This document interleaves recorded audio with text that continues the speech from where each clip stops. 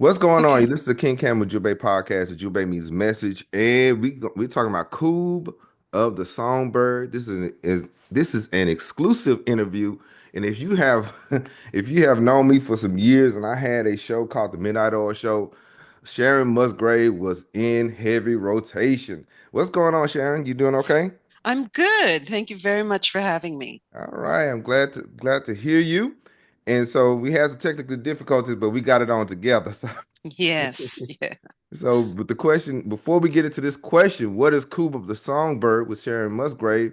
Let's talk about you. Tell the fam about you. Introduce yourself. I hmm. I'm a singer, songwriter, producer, writer. I was born in England, in Britain, and raised in most of my life in Canada, Right. and with a stopover in the West Indies in the Caribbean. My parents were Caribbean, Okay. and yeah, and so all of that has influenced me on my journey. Let's see, what else can I say about myself? I think I'm intuitive. I've got a passion for history Mm, and yeah, and architecture. Um, uh, for architecture, more on a pleasurable side. gotcha. Um, and I love I'm a lover of nature. I'm an outdoors person, and uh, So how did you get into music? How did you get into music? well, in high school, I was singing a lot, way back Oh, in okay. high school, and they people would sort of come around me. The girls would come around me in the gym when I was singing and tell me I was good, and then I got into rapping. Actually, I got into rapping What? first. Oh yeah, I was the first. Practically, yeah. In fact, yeah, the first female rapper in Toronto, which is Wow. the city here, the capital city of Ontario. Yeah. And I used to get with all the DJs and rap with them, like when we used to have a lot of functions at that time, and we had various crews. We had crews. We Yeah. had about five different crews, Okay. and Sunshine Sound, Kilowatt Sound, and um, yeah, and we used to sort of, I used to, my girlfriends had told me at a club one night to go up and rap because I Uh, was always rapping in front of them. yeah. And there was a DJ there who said, "Hey, can I have your number? I'd like you to come Uh-oh. back and do some some more rapping with me." And I said, "Sure." And then I went back, and I think it was a Kilowatt. I can't remember at the time. Mm-hmm. And so then and sometimes they would have battles. Oh. And I used to actually mix my vocals with the rap. So I would do a Okay. rap and then I would do a vocal with it.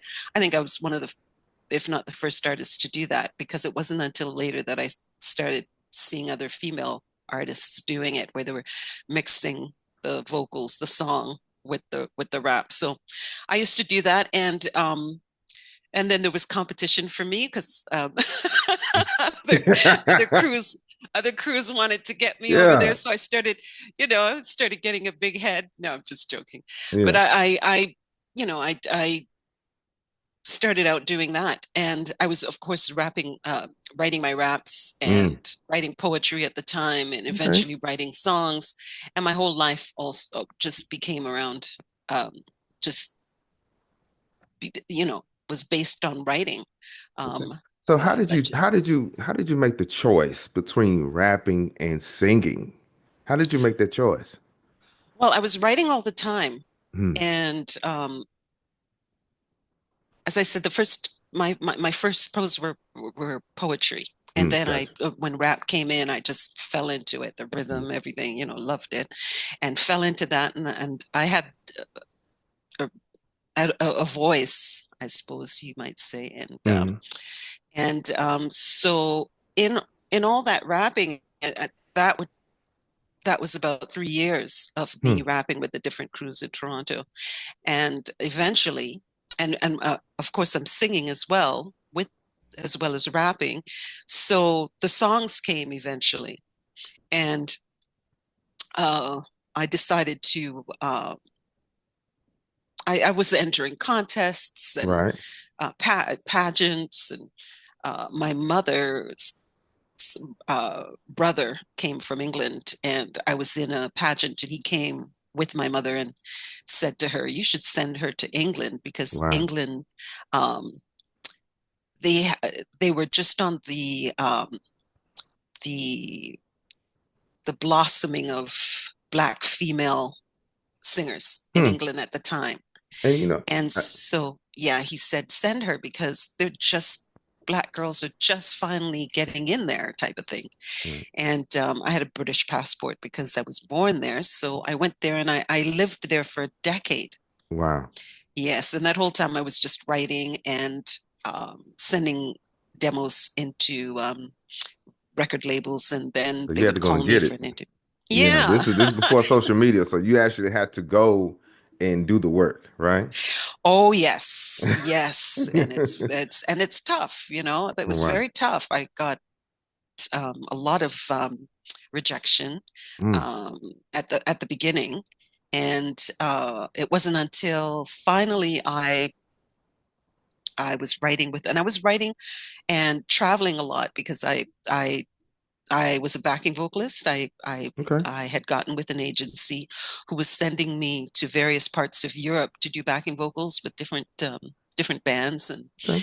and so my whole life was, my career was music because I was, you know, making a living from doing backing vocals. And every time I was in town, sorry, I would get together with a producer, various producers that certain record companies would put me with Right. to write.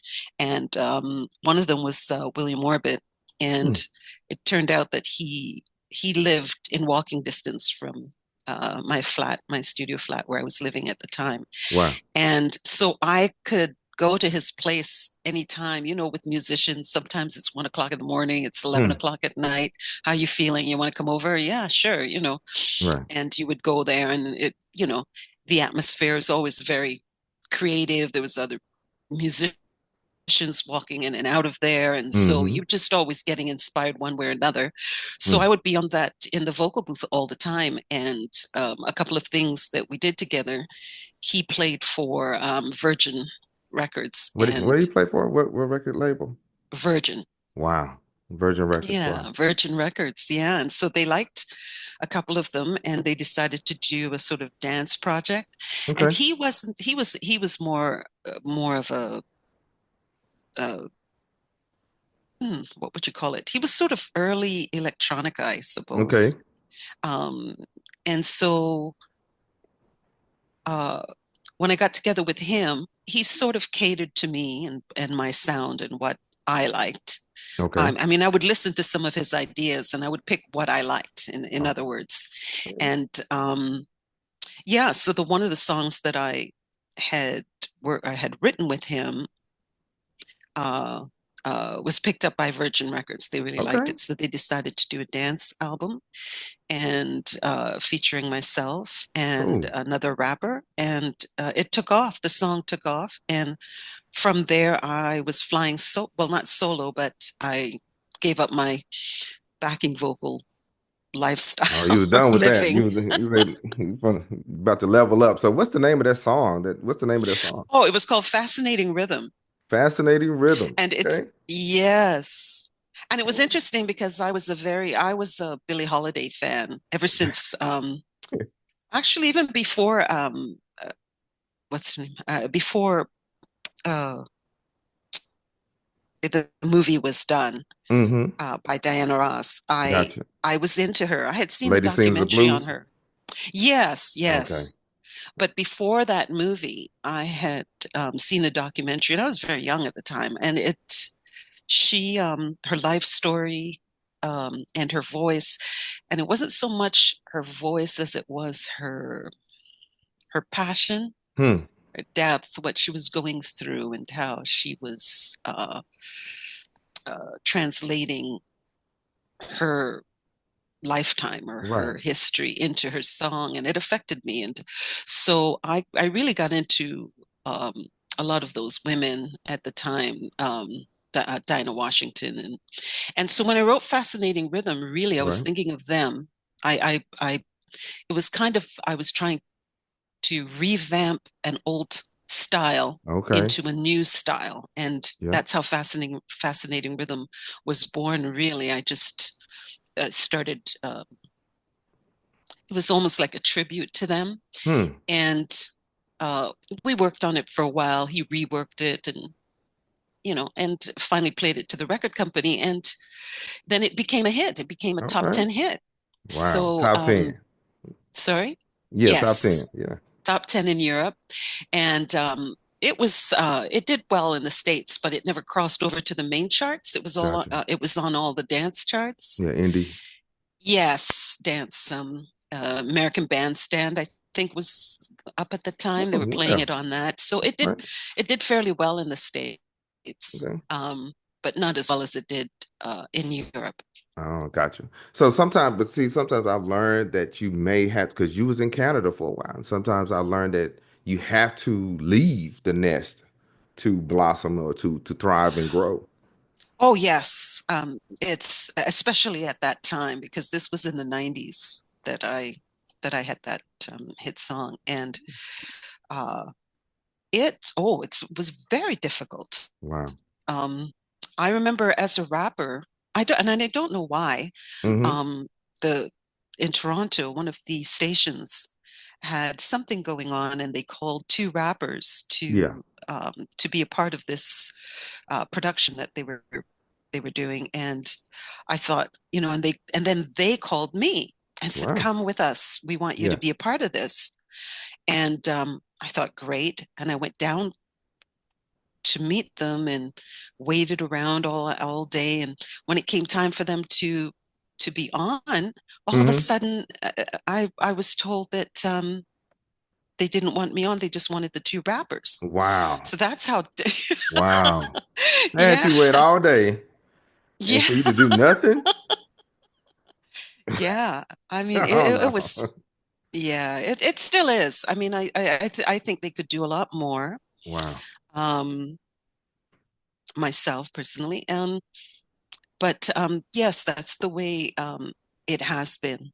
So what is Zosar music? What is that? What is that? What is that? What's Zosar music? Zosar. Zosar started out as a label.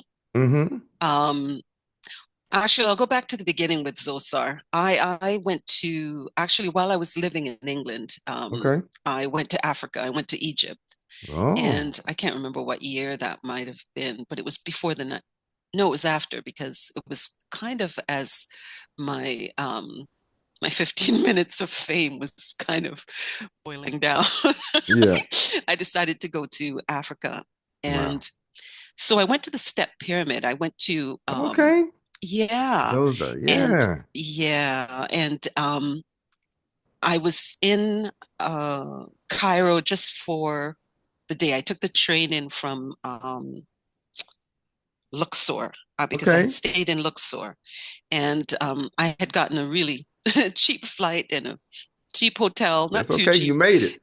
Yeah, I made it. I made it to the motherland. Yeah. And then so I trained to Cairo for the day. Hmm. And so I only had, oh, actually overnight. Yeah. So I only had 2 days. So I couldn't really do much, but I definitely wanted to not just see the pyramids of Giza, but also the Step Pyramid. And Oh, the I very went first round the one. Yeah. pyramid. Yes, yes, that's right.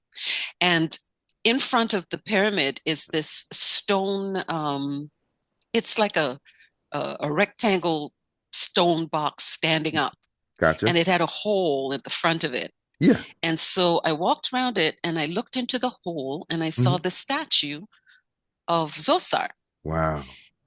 Wow. And it just remained, I don't know what you call that. Um, but it affected me. It remained in my mind for a long time. Yeah. And years later, when I moved back to Canada from England, Hmm. I decided to I decided to go independent. Okay. And so I was reading up, researching how to how to go about being an Yeah, independent branding. artist. Yeah. And yeah, and someone suggested that well, not me personally, but someone suggested I think it was a book or an article that I read, Mm-hmm. that as an artist, it's some artists, it's very difficult to sell yourself. Yeah. And I'm like that. It's very difficult for me to sell myself. And was saying, so then it's best to sometimes separate and have a come up with a brand or a label that represents Exactly. you. Exactly. Yes. So I thought that's a good idea. I think that would really help me. Um, and so I did. And so while I was trying to come up with the name, Hmm. Zosar came to mind. Wow. And I mean, he's, of course, it's spelled DJSOR, Mm-hmm. I think is, Mm-hmm. so I just sounded out as ZOSAR. But I Okay. think it's also been written as ZOSER, right? Depends on the I'm, dialect. Yes. Yeah. yes, yes. So I think I came up with the AR for myself, and Yeah. I liked the way it looked, and Oh yeah. I put my logo together with the name, and Zosar was born Cool. as a label. So this And so sorry, this label is inspired by an ancient Egyptian pharaoh. exactly. That's cool. So you had a discussion on spoken music. What is that? What is that? You had a discussion on that, on spoken music. Spoken with two K's. Yes, SPOKKEN music. What is that? yes. Well, Spoken is the first artist Hmm. that, besides myself, that Zolstar is representing, Okay. or So, represented by Zolstar. So, so although it's I'm still treating it as a label, um, hmm. and Spoken was the first artist we talked, and Gotcha. I said, listen, uh, I've just been representing myself all this time Hmm. because it's very hard. It's not. This is not easy, Wow. which is why it took me so many years, just being the solo artist. But it was always my intention to eventually represent other artists. Hmm. So he's the first artist that's come along that, um, in our discussion, you know, Okay. he decided to be represented by Zosar. So, um, Zosar is I guess it's always been a work in progress. Right. And in fact, I just put um, a new website together, Okay. zosar.org. Um, Zozar.org. Okay. yes, ORG. And this is, he's featured on there. So he's the first Featured featured on.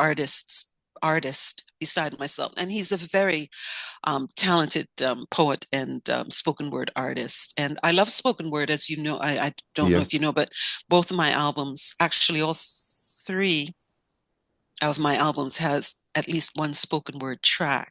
Wow. And the reason I love spoken word is it's that it is so close to poetry, and poetry Hmm. was always my first love. Excuse me, my first love. So now you're an artist yourself. You have your record label, your website. You're basically an international artist. How do you have time to write anything? how do you, how do you have time to write anything? Because now we have a Oh new my book, goodness. Koob of the Songbird. Oh And how do you yes. doing all these things? How do you have time to write? Well, it's very difficult because as an artist, your creativity comes first. Hmm. And this is why I was saying this is not easy, running the business side of things, as well as being a creative person. Mm. I am naturally a creative person. My mind, sometimes I can't even sleep because my mind is just going over things, and ideas are Wow. constantly coming. I mean, I've got a Wow. whole stand-up comedian thing. I've got about three different Really? I've got about three different movies. Oh yes. I Um, mean I love Sharon the comedy. comedian. Oh, I'm telling you. I sometimes try to incorporate it in my show when I'm Okay. when I'm doing a show, and sometimes it works. Most of Yeah. the time it works actually. Yeah. Um, But just all that to say that I'm constantly in a creative mode. Always So creative. it's always coming. And even if I'm camping somewhere, Yeah. I've got my recorder because things are just constantly Yeah. coming. And it's very difficult. It's been very difficult for me to organize these things Hmm. It's because they're always just always coming flowing. and I have to stop. I mean, I spend a lot of time in front of the computer because, as an independent artist, Mm-hmm. that's basically your Lifeline. instrument, as in terms of the putting the business and the business side of things together. Mm-hmm. And and then it's not really something that I enjoy. It's so sort of left brain, and I'm such a right brain person. Right. So,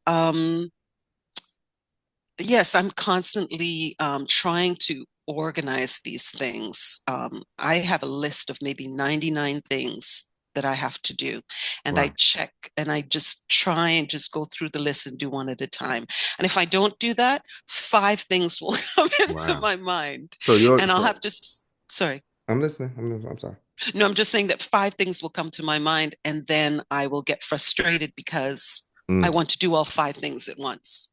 So your biggest challenge is trying to figure out which one you should do first or right now, Ex- right? exactly, Wow. exactly. So how did you come to the idea of writing this book? How did you come to the idea of writing this book? Ooh, this book started in 2007, believe it or 2007. not. Okay. Yes. Wow. What happened with this book? Uh, I was my in my washroom, and I have a wall, a Hmm. sort of like a dark, not too dark, but a green wall, almost Hmm. olive, but a little darker than olive. And it's just a blank wall. And I looked up at the wall at some point, and I saw the image Hmm. of three women, Wow. and they were, uh, their head was, they were all sort of in that sort of, that sort of black. You know how some of the um, women of Africa Yeah. wear the The hair headgear. wrap. Hmm. It's almost like the nuns. That sort of black cloak. Well, they were all three of them covered in that. So you couldn't really, but I knew they were women. They were Hmm. it's not like their face, I could see their face. Right. It's the sort of silhouette Right. of three women. And so it affected me, Hmm. and it stayed on my mind for a while. What was that about? Yeah. You know, So it came from a and vision. yes, it was a vision. Hmm. And I went on with my life doing whatever I'm doing, but it would just always be at the back of my mind. What was that about? Why did I Hmm. see these three women? Eventually, um, these Egyptian characters Hmm. started coming to mind. Um, and I can't really remember how and when, but all of a sudden I started um, seeing these characters in my mind and their Wow. story, and Oh. and eventually I'm thinking, wait a minute, this is a story. I should start writing this down. These Oh, things so that it's are a coming. it's a storybook. Yeah. And Oh that's how wow. that's how it started. When I Wow. started writing them down, the characters, as I'm writing them, the whole story is just coming to me. I can't explain it. I'm not really this sort of writer that went to school and Yeah. studied how to write a book. It's almost as if I am just you might even compare it to a medium or something like Yeah. that. Transmitting the information. Exactly. Wow. And I started doing it, and the more I did it, the more it came. Hmm. And So yes. I got you. I'm listening. I'm sorry. No, that's okay. That's okay. Uh, So um, so did you go in writing this book? Did you go the traditional route or the self-publishing route? I went the self-publishing route. Hmm. Um, the traditional route, that's a lot of waiting and I had already sort of had so much experience with the industry, the music Oh, industry. gotcha. Yeah. And I don't re I'd like to read a lot more. I used to read a lot more than I do now. And at the time, I had read a book called The Celestial Prophecies. Have you heard of that? No. Oh, okay. And So you have another book? oh no, no, no, it wasn't my book. Okay. It was just a book that I don't know how I came across it, but Right. I started reading it. And when I finished, I went to the back to read about the author, Gotcha. and he was a self-publisher. Oh, And okay. I'm saying that because that's what encouraged me to self-publish So you because he did well. okay, he did because you was tired of the industry, you was tired of the going around in circles. You said, Look, I'm gonna do my thing and come what may, this is my work, right?" Exactly. Right. Yes. You have more control too. I mean, when you sign your book over to a publisher, it's like the music business. When you Hmm. sign a contract with a company, you're an employee. You're not, you don't get to call the shots of which songs are going to be put out and Hmm. who you're going to produce with, unless I suppose you're someone really famous and you have a lot of clout, Right. then, like a Prince or something, somebody like that, Yeah. but if you're just coming up, they tell you, you know, who they want you to work with. I've heard stories of artists who have went into the studio and produced their whole album, and the whole album got scrapped or The scrap whole or album? yes, this happened to Oh, a Canadian I'll musician. be mad. I'll be, Yeah. Oh, of course. I'll be And real mad. even if you listen to a lot of these artists, they'll tell you the fight that they go through, and sometimes to even get their material, because if they fall out with the record label, then all those things they Yeah, they put just together belongs to the label. it's So they can't vaulted. even Yeah. take the so there's a lot of that going on in the industry. And so I was already prepared to have this I was already in the state of mind of being um, an independent. Hmm. But of course, it's very difficult because um, you don't have, uh, major funds to Right. buy, buy in a way an audience because, Mm-hmm. I mean, a lot of, Distribution. yes, well, not even distribution is good. Okay. Distribution is very good for an independent. It's the, um, it's the it's the marketing. It's the uh, getting airplay. Wow. You know, So- because a lot of the um, radio stations, it's payola. Nothing's changed. It's Oh always wow. been. And Mm. so, if you're a major company, you can go to a radio station that say has 3 million viewers. Mm-hmm. I don't know exactly how they do it, Yeah, they just dropped the but music I in get the a rough idea. They can yeah. go and say, okay, well, here's $1 million. I want 1 million viewers for my act, so and so. Wow. So And so you're instant, that's why they call them gatekeepers, because then mm, you have 1 million viewers, even if you end up with 700,000 that become your fan, yeah.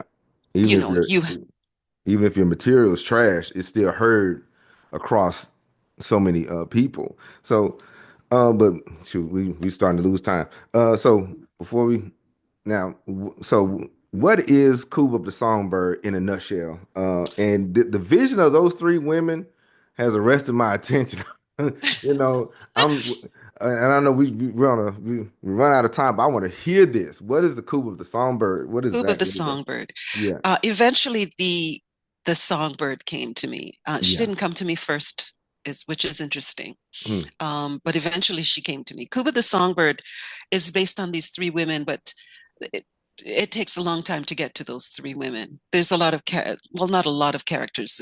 It's mainly her story, hmm. and she starts out in Ethiopia. Wow. In the mountains of Ethiopia, Hmm. and she, as from the first part, if you listen, because I have the sort of the first chapter for free so that people can hear the setup Okay. of it. But she doesn't know who she is in a sense. Wow. So And so this is self-revelation. this, yes, her story is her journey to, because she wasn't told much, but she knew something. She knew that for example, that her mother was very special, and her Wow. mother is one of the three women.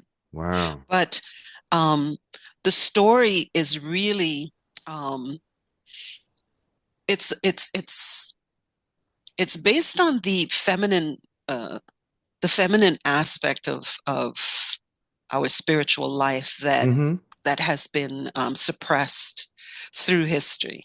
Okay. And to me, I think that's why they came to me. I So, think it. and you said, I'm sorry, they came to you, think what? I'm sorry. Oh, I'm saying I think that's why they came to me, and I think that's the basis of the whole story, because it's really a series. A I've series. put it down as a series because there's a lot going on in terms of the historical um, movements, and I suppose that's my passion with history, Yeah. because these characters are going to move through history Wow. and through decades of history. So, And but we're starting. They start out in the motherland, and um, huh. her her family is just she's coming from this very sort of mysterious family Mm, on both sides, on her father's man, side and her mother's side. But man. her mother's side is a lot more mysterious. Oh boy. And yes, So out I of the, don't you want to. said there's 333 myths. Which one is your favorite? Actually, the one where I am now, because I am now in a whole different era for the new Wow. book Okay. than than what I started with. Okay. So But there's a new project coming? oh yes, All yes. right. And so what I did was I've done it as a series because first of all, because I'm not as familiar with the book industry Mm-hmm. as I am Music. with the music industry. Mm-hmm. So I thought, you know what? Let me build.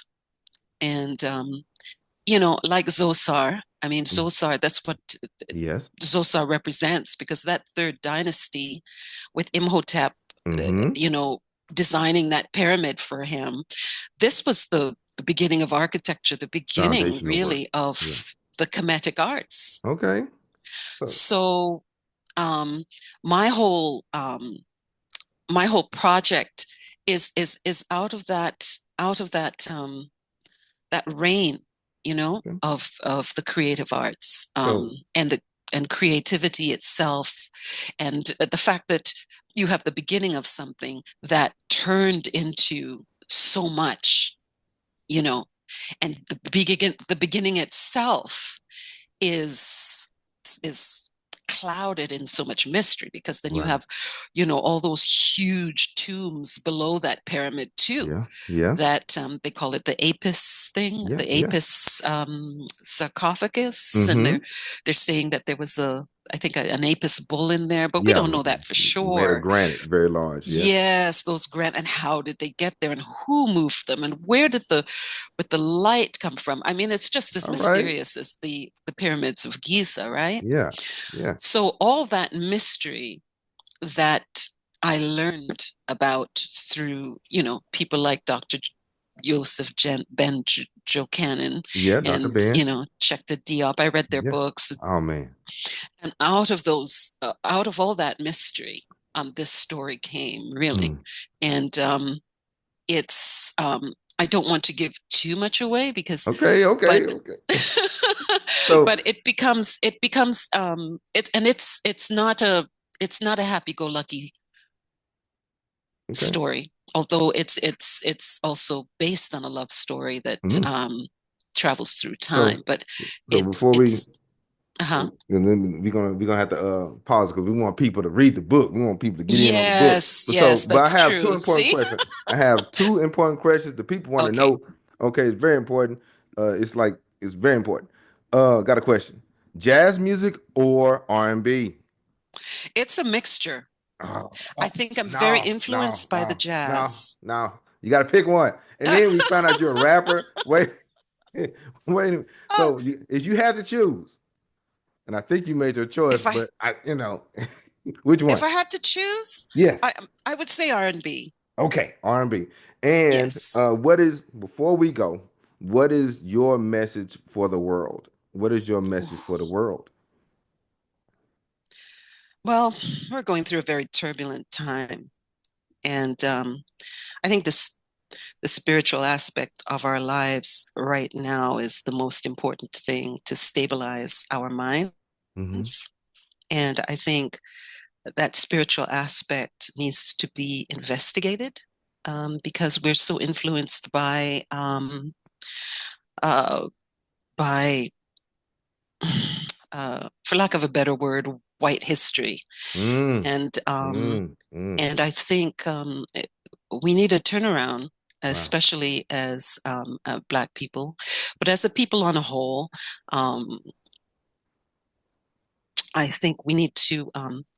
I think we need to do more investigation of what we're being taught, and with technology, so much has opened up, Hmm. and we've now realized that so much of what we've been taught have been lies. So Wow. I think we're on a we're on a change, um, in a time for change where we're not really we're not focused on